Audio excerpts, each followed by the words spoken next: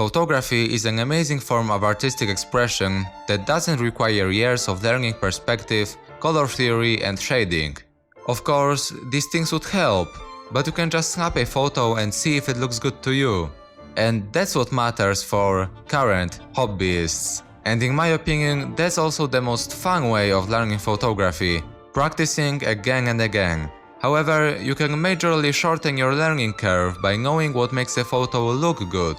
So, that's what I want to cover today.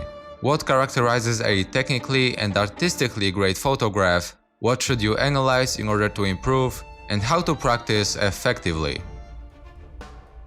So, the first thing you should know is the camera basics: shutter speed, aperture, and the ISO. Peter McKinnon has a great series on this topic, which is called Camera Basics. What you need to realize, however, is that all those attributes control the amount of light that is being captured, and light is everything in photography. It is the reason why some photos taken with inexpensive equipment look incredible. That is why, as an aspiring photographer, you should learn about both the physical and the artistic properties of light. When it comes to the artistic side of lighting, I recommend learning about different light setups. For example, the most popular is the 3-point one.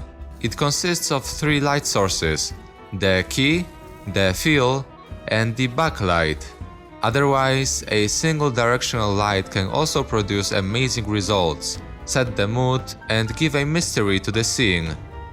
So, how can you learn to light? Well, just experiment. Try out every lamp you have in your house. Natural lighting is still lighting, of course, but you should learn when and how to use it, and you can do it only with practice.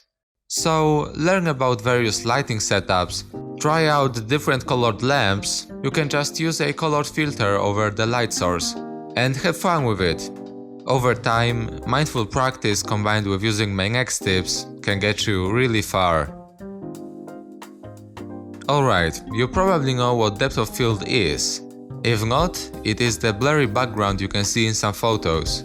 This happens because every camera can only have a single plane of focus, so if the distance between the two objects is big enough, then one of them appears blurred. The actual blur is called bokeh, and its amount is determined by the focal length of the lens, your distance to the first object, and the aperture. Usually, the better the camera, the better the blur. That's why when we see a shallow depth of field in a photo, we associate it with professional equipment.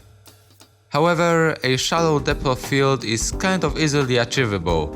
The problem is that many beginners just take a photo of a landscape with their phone and wonder how to get that blurry background. Well, you can't really in this scenario. If you want to do that though, then you need to change your perspective, both figuratively and literally, like physically. Just get closer. Go behind a tree, a rock or a building and focus the camera on the environment. Try zooming in a little. The focal length is really important in this case. And, most importantly, use a longer lens. Even just a point-and-shoot camera will do a better job than your phone, if we're not considering the live focus feature. Now, to really get the gist of depth of field, I recommend watching tutorials by Mike Brown. I'll link them in the description as well.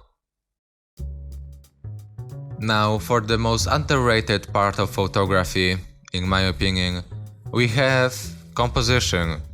It doesn't really get much love, does it? It seems like a lot of people are focused on the technical aspect of photography, the lenses, the tripods, even the camera bags. And I'm speaking from experience here. Fortunately, your priorities change over time, but I think that it's good to learn from the mistakes of others. So, my biggest, most important piece of advice I can give you is learn composition. Blender Guru has a great video on it. He discusses it in 3D graphics terms, but the same rules apply to photography. And while you're at it, watch his video on color theory. It will help you immensely as well, although it's not necessary right away. Again, I'll leave a link in the description. But okay, composition. Why is it important? Well, because it's the artistic side of photography. It's the human side. You know, a master painter can play with your emotions however he wants, and he only has his brush. Of course, there are many drawing and painting techniques for emphasizing your subject and separating it from the background, but a big part of it is the composition and lighting. So, turn on any composition guides your camera has, read about them a little, and go to the unknown. This will give your photos meaning. Now, at the beginning of this video, I talked about not having to learn anything to improve in photography, and that practicing is the most important thing. While I stand by that, it's super important that you're practicing well. If you're not, if you keep repeating mistakes and reiterating bad ideas in your head, you may never come out of this stage.